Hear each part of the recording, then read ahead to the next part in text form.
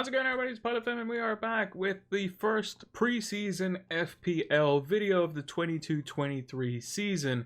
And today we're going to be doing a little bit of fun things. We're going to be going through each position. This one going to be the first of 4 videos where we take a crack at predicting what the prices are going to be, as well as what I would predict them at as well. And you're going to see how I'm going to strategize this when we get to the later positions as well, so you can see things as a whole. And I'll probably reference multiple different things when I get to like the midfielders and forwards, because they kind of intertwine there. But we're going to start off with goalkeepers. We're going to go from top to bottom. I've even included the promotion keepers as well, just because I think it's kind of fitting for those that are newer to FPL or starting this season as well. If you haven't done so already, make sure to hit that like button, subscribe channel if you're new or haven't done so already. It greatly helps out the channel, as well as turn those notification bells on so that you can get the content as soon as it is readily available. Also drop us a follow over on Twitter so that you can keep up to date with anything new, transfer news, summer stories over this lovely summer that we have going on as well. I wish they would cut out the Nations League, to be honest, because the footballers need a break. I mean, in 2 weeks time, or 1 week's time, we're going to be talking about the fixtures. In 2 weeks time, FPL is going to be launched, and then before you know it, it's going to be the Community Shield again, and then the players are right back in it. They kind of need a little bit of a break. And then there's a World Cup around Christmas time as well, so that's going to be interesting to see as well. But make sure to follow us on Twitter so you can keep up to date with any of that kind of news, as well as give us a follow over on Twitch so you can see when we go live, because when FPL goes live, I will go live as soon as I get home. If it's a weekend or if it's a weekday, depending, that evening I will be going live, be looking at the prices, brand new and all that sort of stuff, which we project is going to be around the end of this month at some point. As well as make sure to check out Fantasy Football Scout. We're still a provider of them. They have a preseason offer as well, so use the link in the description below. I think it still works, but if it doesn't, let me know. But they do have a 20% discount preseason offer, so make sure to take advantage of that when FPL does go live, so keep an eye out for that as well. So without further ado, let's take a look at our partners for this video as well with Manscaped. This video is brought to you by Manscape, the best in men's below-the-waist grooming. Manscape offers precision-engineered tools for your family jewels. Manscape have just launched their 4th generation trimmer, the Lawnmower 4.0, alongside their Performance Package 4.0, which also includes the Weed Whacker hair and nose trimmer for those pesky little hairs that are getting out of hand, the Crop Preserver for anti-chafing to make sure that you are as relaxed at all times, the Crop Reviver for maximum conditioning and toning to make sure your jewels are as buff as possible, disposable shaving mats, as well as the Premier Travel Bag for your on-the-go grooming, and lastly the anti-chafing boxers, which I can personally say are extremely comfortable and keep you cool under the highest amount of pressure. What I found the most impressive is that the Lawnmower 4.0 features ceramic cutting-edge blades to reduce grooming accidents thanks to their advanced skin-safe technology, so you can now have that added security when venturing into uncharted territories. The upgraded trimmer also includes a multi-function on and off switch that can engage a travel lock, and also when you are venturing into those uncharted territories, it has the ability for a LED, a 400K LED, a very strong light that you can switch on and off so you can get that more precise shave. So make sure to join over 4 million men who trust in Manscaped with this exclusive offer, 20% off and free worldwide shipping, using the code FLAME20 at manscaped.com. That's 20% off with free shipping at manscaped.com using the code FLAME20. Unlock your confidence and always use the right tools for the job with Manscaped.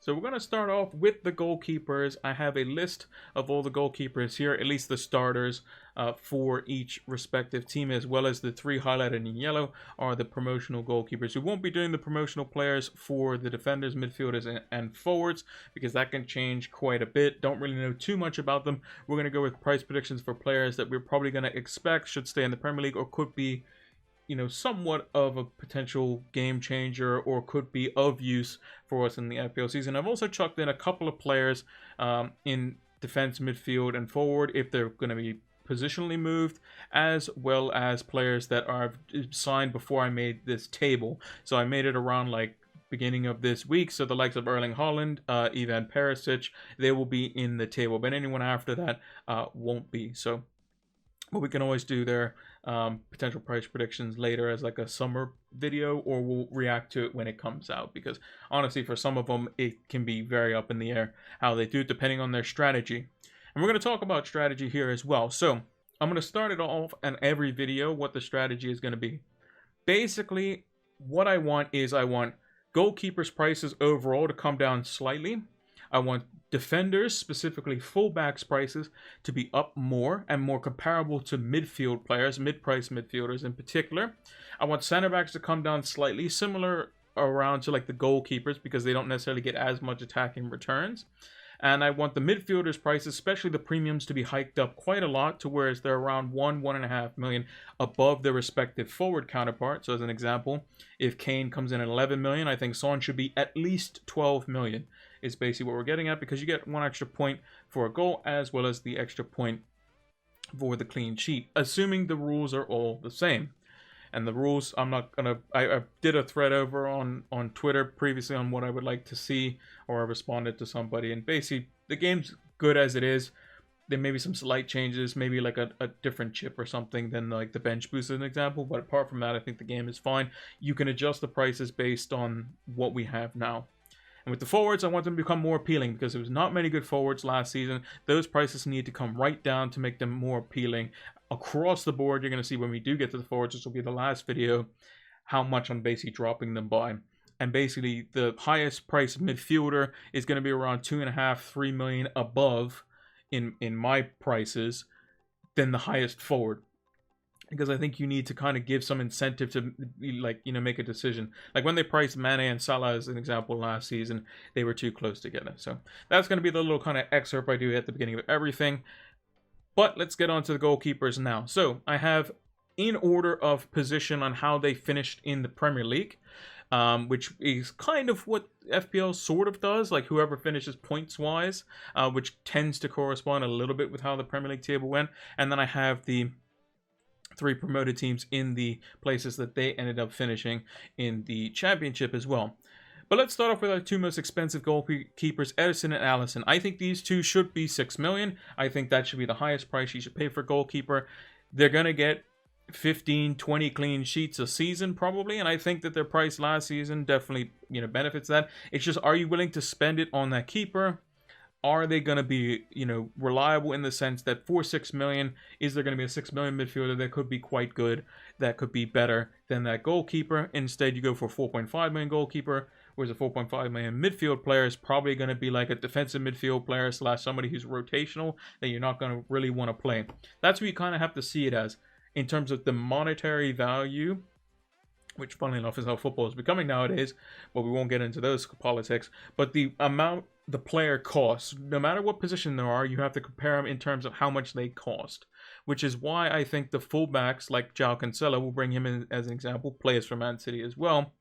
If he comes in at 6 million, is João Cancelo as good or better than Ederson at 6 million? João Cancelo is way better. He gets the clean sheets. He can also get attacking returns as well, and he basically plays like a right winger / central midfielder at times. So he's definitely going to be better value. So you need to make him more expensive in order to make the lesser player that costs less on a similar playing field. You want to basically you want to pick the players that look to be, in terms of what you see as well as what the data is showing, that could be valuable to your team, whether they cost 8 million, whether they cost 5 million. If the stats line up in the way that they're playing, they may be playing out of position. Those are some trends we need to look at. And Ederson and Alisson are a prime example of a set and forget goalkeeper. They're going to cost the most, but they're going to get you those clean sheets. In the early parts of the season, that could be a bit difficult to do. Those who do go with them, and they have good fixtures at the start, if they do, we'll know the fixtures next week, which we'll also be doing a video about as well. Then you could be in a situation where your goalkeeper set, but you're paying a little bit extra, and you have the tax of, well, you're only allowed 3 players from that team. So that's why Ederson and Alisson haven't been like a staple in everyone's teams, because we know that they're the best teams in the league as it stands. Which is why I've also, Mendy being the only one of 2 goalkeepers here, why I want to see a price drop. So his last price was 5.5 million. I think he's going to come in at 6 million, but I would like to see him stay at 5.5 million. Chelsea's defense is fantastic. I don't think Chelsea's defense is nearly as good as Liverpool and Man City's when they're in full flow, especially you're going to be looking at the likes of Trent Alexander-Arnold, Robertson, Cancelo, Diaz and Laporte from those two teams, whereas Chelsea, you're going to be looking at their wingbacks as well. You're going to go for Mendy, you can get him at 0.5 million cheaper. He does make a decent bit of saves, but it's just that uncertainty. And I don't think Chelsea are on the same level as Man City and Liverpool, which is why I would drop his price down. Lloris, I would put at a similar price, 5.5 million as well. You can see both of them here. Lloris came in at 5.5 million last season. I expect him to be around 5.5 million again. They might hike him up to 6. I wouldn't like that. I think 5.5 million is perfectly fine under Antonio Conte's system. If Spurs have some good fixtures out the gate, Lloris could be a very good keeper in that regard, because I don't see Spurs changing him out for this next coming season. They have other positions that they're looking at. Ramsdale came in at a bargain at 4.5 million. I think FPL may have made a mistake there because Leno was at 5 million. I think you just make Ramsdale 5 million as well, and then it probably wouldn't have been as big of a factor.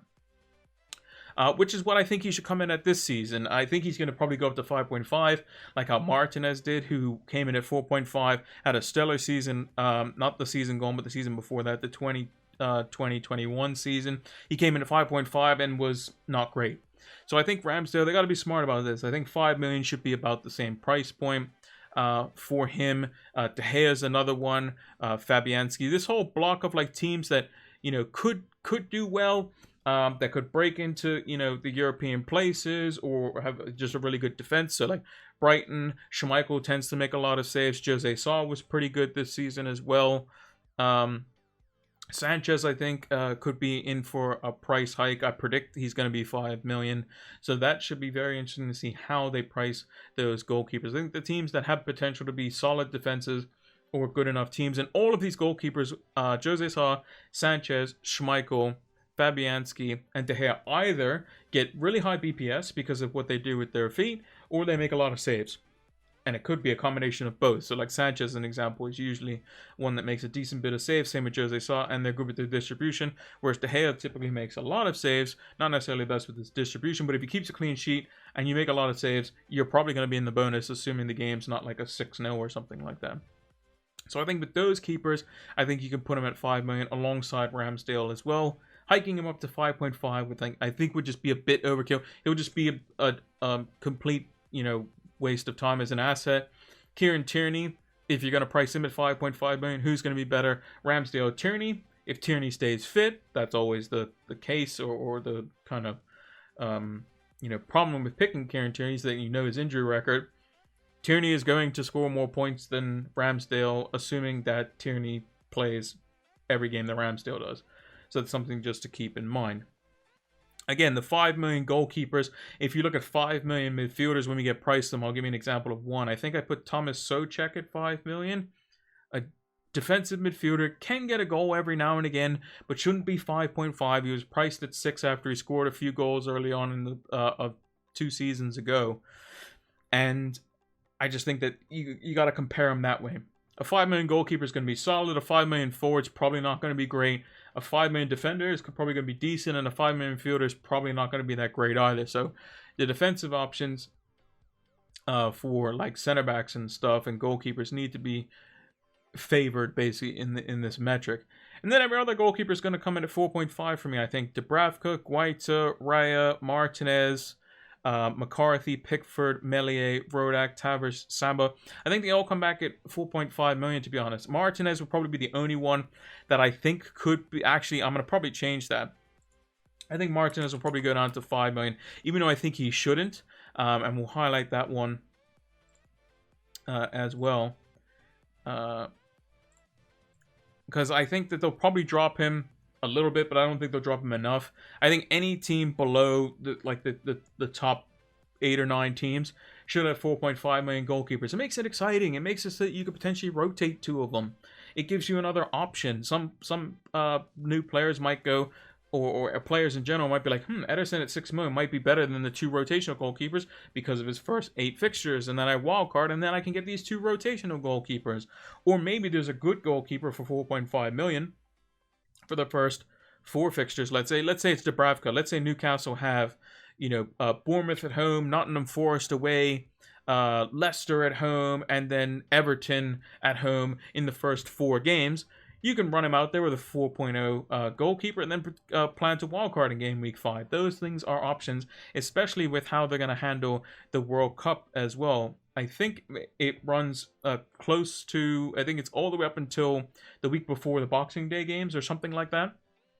And it starts in like third week of November. So I'm not sure if they're going to give us like a free wild card there or what's going to happen, or if they're going to give us weekly transfers or something. I don't know what they're going to do. But we're going to see a lot of wild cards earlier this year, I think. And I think that it's an opportunity for, the people who decide the prices to do something like that. To see, Martinez had a pretty bad season. Let's drop him down because, McCarthy was probably okay, but wasn't ideal. Raya, every time he played, was brilliant, but you're not going to put him up to 5 million. Was Raya better than Martinez, even though he didn't play all of the season? Yeah, probably, I think. Though Martinez was actually quite poor. I thought Dubravka at times was pretty good. Jordan Pickford at the end of the season was pretty good, but I still think he goes down to 4.5 million because Everton's situation. Meslier definitely has to be 4.5 million. And then all the promotion goalkeepers are going to come in at 4.5 million. So I think this is kind of how you have to think about the prices for players that have underperformed, as it were. And some players are just basically, they just become just, non-options, right? Like Nick Pope as well also went up to 5.5 million. Just a complete non-option when Burnley started off how badly that they did. And it just makes it, you have less players to look at. When you have a wider pool of players that you can potentially pick from, it becomes much more interesting. And I think with this sort of goalkeeper pricing, you have the 2 standouts from the 2 best teams. You then have the next best of the bunch. You then have a decent block of 5 millions where you could potentially go a 5 million and a 4.5 if you want to go for a little bit of rotation there. And then the rest of the bottom half of the, from 8th or 9th down, is 4.5 million goalkeepers, and you can basically pick and choose there. I think that makes it much better because then you have more choice. If you have so many 4.5 goalkeepers, like last season we only had like a couple that were of note because of the fixtures and whatnot. This would give you a much wider range of options. It would give you a bit of decision making, whereas if like De Gea comes in at 5.5, Ramsdale 5.5, Lloris 5.5, Mendy 5.5, I mean they're all probably not going to get picked. It just in general. Especially if United have a good transfer window, as an example of De Gea's case, same with Arsenal. These players, they're not going to get picked because you're going to pick the Cristiano Ronaldos, the Bukayo Saka's, the key players from the attacking options is what you're going to go for. They're the more exciting picks, and you don't want to block a slot, which is why typically Ederson and Alisson are not usually picked unless there's like some kind of crazy rotation going on. That's kind of the benefit, I guess you can say, of Ederson and Alisson, is that they're going to play week in, week out, assuming they're not injured. And the one benefit is if they do get injured, then I know the goalkeeper to go straight to, basically. So you have Kelleher from Liverpool, and you have Zach Steffen usually for Man City. So likelihood of a goalkeeper getting injured, though, is slim to none. We don't wish injury upon any player, no matter what. Yeah, this is how I would do the prices in particular. These are my predictions here in this column, so no real surprises. I think Martin is probably the only one that I think will probably come to 5 million. The rest will come at 4.5. Pickford might even stay at 5 million. I think he should go down to 4.5 just because of how bad Everton were. And he wasn't great for the first 2/3 of the season anyway, so I think that's how it's going to go. But let me know what you think down in the comments below. Are my predictions crazy? You're going to see some crazier predictions potentially for the defenders, midfielders, and forwards come the next videos. Those are going to be releasing on Mondays and Fridays. So the next one that you're going to see is going to come out next Monday. So make sure to tune in for that. And we'll also be doing a video on the Thursday as well for those Premier League fixtures. So make sure to check that out as well. But yeah, that's going to do it for my goalkeeper predictions. Make sure to like, subscribe, and all that good stuff. And we'll catch you in the next one. During the regular season, it's £25 for the membership, and that lasts the entire year. And during the off season, they give a 20% discount. But if you have missed that discount, fear not, you can still get the membership for £25, and it's fantastic. You can see the membership area just behind me. You have a bunch of different stats that you can use, powered by Opta stats, and create your own custom tables. You have the Rate My Team tool, you have the season ticker, player comparison tools, a whole array of things that you can use to help elevate your FPL game. So use the link down in the description below so that you can get access to these exclusive tools to help elevate your FPL game. Sign up now. And that's going to do it for this first preseason video for our price prediction for the goalkeepers. If you haven't done so already, make sure to like, favorite, subscribe, comment down below as to what you think goalkeeper prices should be. Should I go for a different price scheme? I think I have a pretty balanced one myself, but if you have any ideas, let me know in the comments down below, and put your predictions down in the comments below if you think that there's going to be players that are going to be more expensive come the other positions as well, or players that you're looking forward to for price reveals. Make sure to follow us over on Twitter so you can keep up to date with any and all summer transfer saga news, as well as when FPL were to launch or any new videos and that sort of stuff, as well as give us a follow over on Twitch, because like I said in the beginning of the video, we will be going live when FPL goes live that evening, so make sure to come join us for that, as we do all of our FPL streams over on Twitch as well. And keep an eye out for Fantasy Football Scout. There will be a 20% discount, assuming that they keep the same offer come this preseason for their members area. And make sure to use the code FLAME20 to get 20% off and free worldwide shipping for your Manscaped order. Thank you all for watching, and until the next one, take care.